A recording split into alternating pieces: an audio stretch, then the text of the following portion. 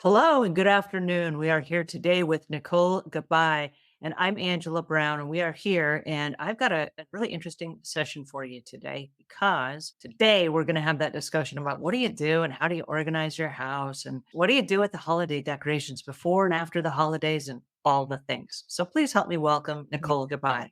You talked about containerizing as a quick pass by and said it wasn't your favorite thing. I love it, but it's not the first thing we do.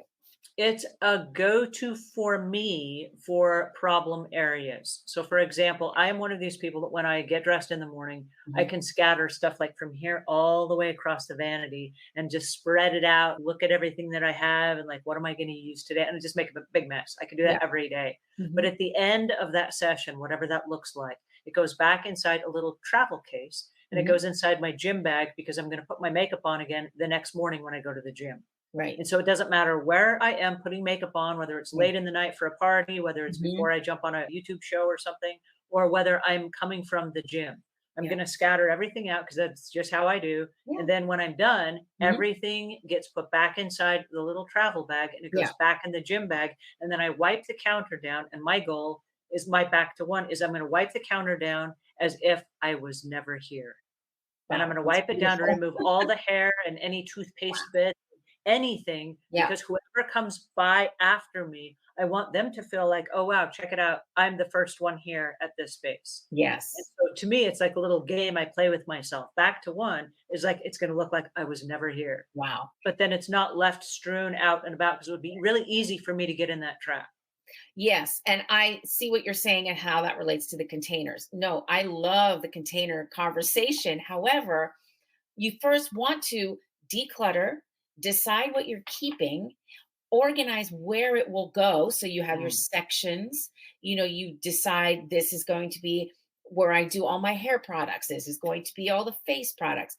Then you buy the containers because now you mm, know what you're keeping. That's my point. Because I often have gone to people's homes and they'll say, I went to Container Store and I bought all these pretty things and I have boxes and bags and how come I can't get organized? And I'll mhm, be like, well, because do you know what you're keeping? Do you know what you needed to store? Did you mhm, realize, did you think about how you need to retrieve those items? In your case, that's a great solution is you have the makeup bag because the next time you're using that makeup, you know you're going to grab it and put it in your gym bag. So mhm. things like that makes it so that you've already thought through what kind of container needs to be used for those items.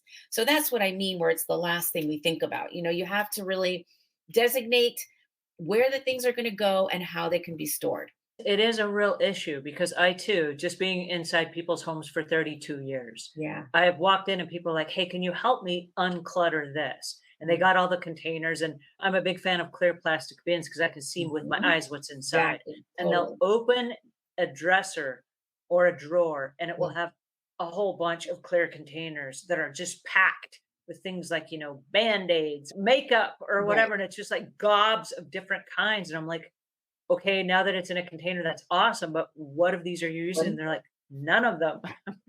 Pitch it, pitch, donate. I mean, depends on what it is. There's a lot of service centers that really need toiletries, depending, as long as it's not old or expired or whatever. But I think a lot of people maybe just don't want to sit down and make the decisions because it is a lot of decision making. Yeah. It's yes, no, yes, no. I'm keeping this, I'm tossing it. I don't use it, whatever. And you have to also be okay sometimes saying, all right, the date says the cream is expired. I'm going to throw it out. Not, there's so much cream left. I Mhm. can't throw it out, but then you don't use it for 2 more years.